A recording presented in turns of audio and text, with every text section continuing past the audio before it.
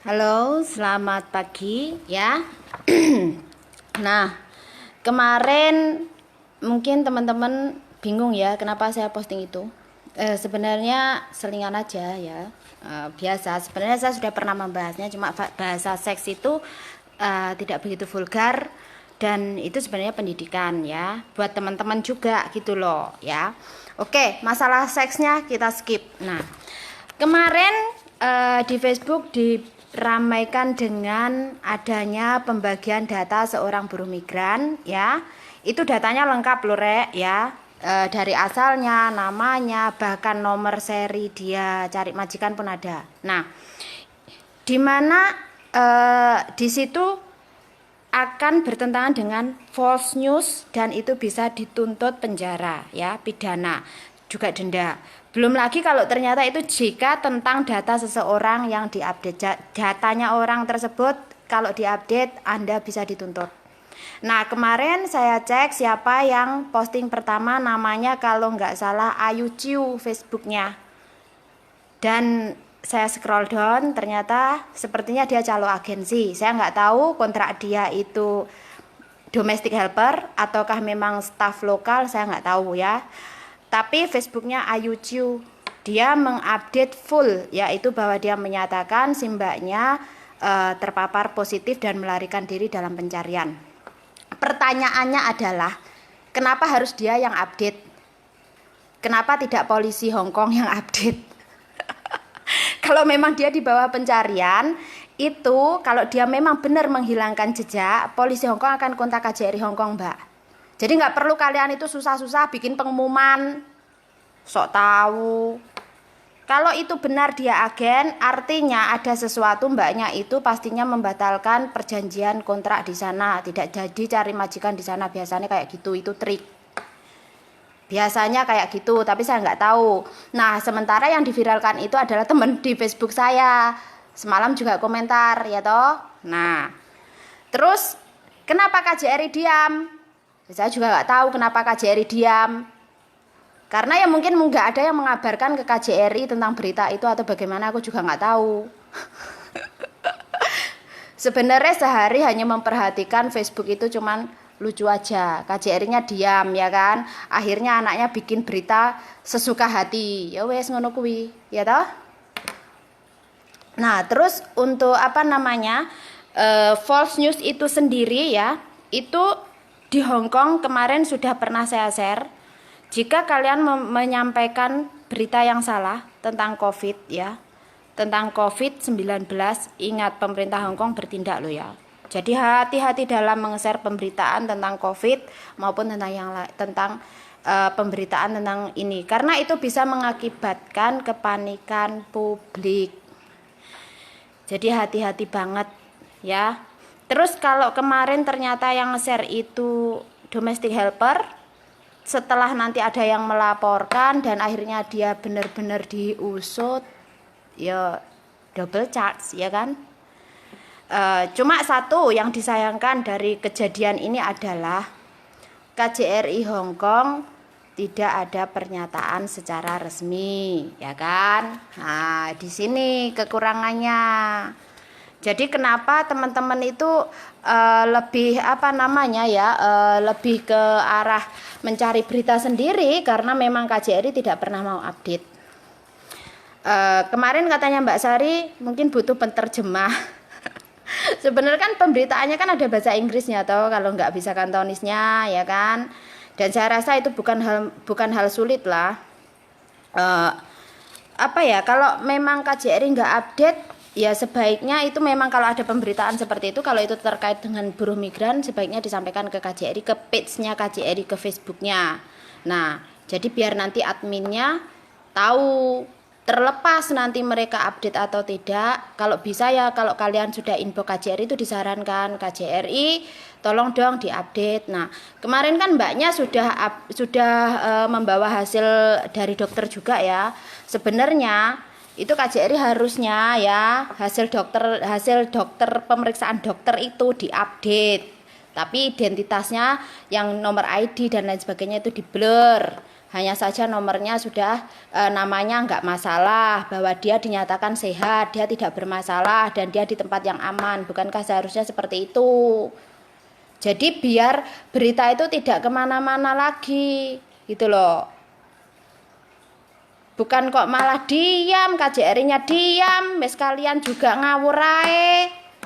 Share sana sini, kok nek didiskriminasi jarene salahe sing nyiarne, padahal salahmu dhewe, gawe berita-berita dhewe ya toh. Tangan ki nek gatel yang ngono iku.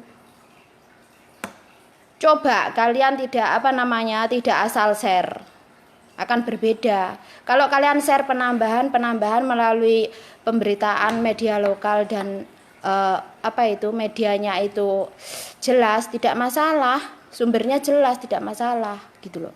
Kalau sumbernya nggak jelas jangan di share, kan itu berbahaya. Kasihan juga kan yang kalian viralkan, share sana sini, share. Soalnya nenek ngono kuwi gak jelas, mbak langsung report ae, spamen, nggak usah nunggu lama. Kalau memang kalian nggak jelas, ya. Sebenarnya dapat info itu sejak dari pagi saya, tapi aku ki don't care karena aku tahu itu yang mengumumkan bukan siapa-siapa, itu satu. Yang kedua, kok datanya itu jelas data dari agen. Lah agen iki lho nek kowe iki ngumumne nyapa agene kok ora diperiksa. Logika toh, ngesakne mbake sing diviralne. Terus neh KJRI ini yo meneng ae.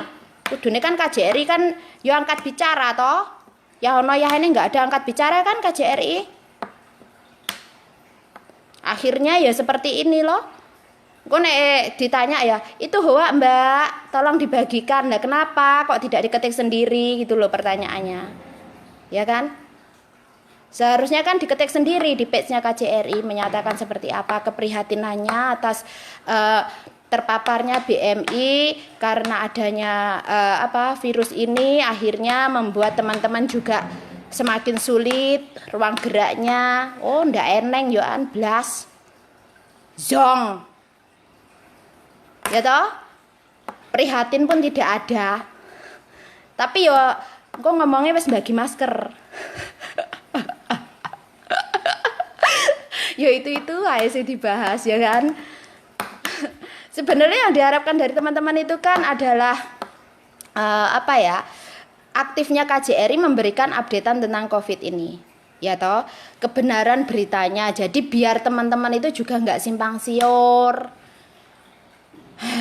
Sebenarnya kan itu toh yang diminta, tapi ya sayang kan tidak ada updatean, akhirnya menjadi masalah. Ya cap saume. Nanti kalau dibikin rame katanya yang bikin rame kita sendiri ya toh. Padahal ya sebenarnya nggak ada yang salah gitu loh. Terus kemarin banyak ya teman-teman karena adanya kasus ini didiskriminasi sama orang lokal. Kebetulan saya kemarin di pasar. Nah karena cukjan, jadi kan saya batuk ya, karena tenggorokanku kan cukjan waktu itu belanja. Nah kebetulan saya beruntung banget loh di pasar Taipo. Dia bilang apa ayunya, legat aja cem kan yo, leto mbahepeng ke. Mereka membiarkan saya batuk ya. Katanya nggak apa-apa, kan orang batuk belum tentu sakit. Nah itu adalah satu bentuk toleransi dari pengertian dari sebagian orang Hongkong. Jadi sebenarnya tidak semua orang Hongkong itu mendiskriminasi kita.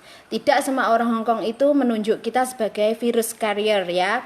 Nah saat itu kebetulan memang kering tenggorokanku kan, karena kita pakai masker itu kan sebenarnya pengap ya. Nah itu pun mengakibatkan tenggorokan kering. Nah waktu di pasar kebetulan kena AC, jadi langsung, karena saya ada mankam sedikit, ada alergi kalau kena AC.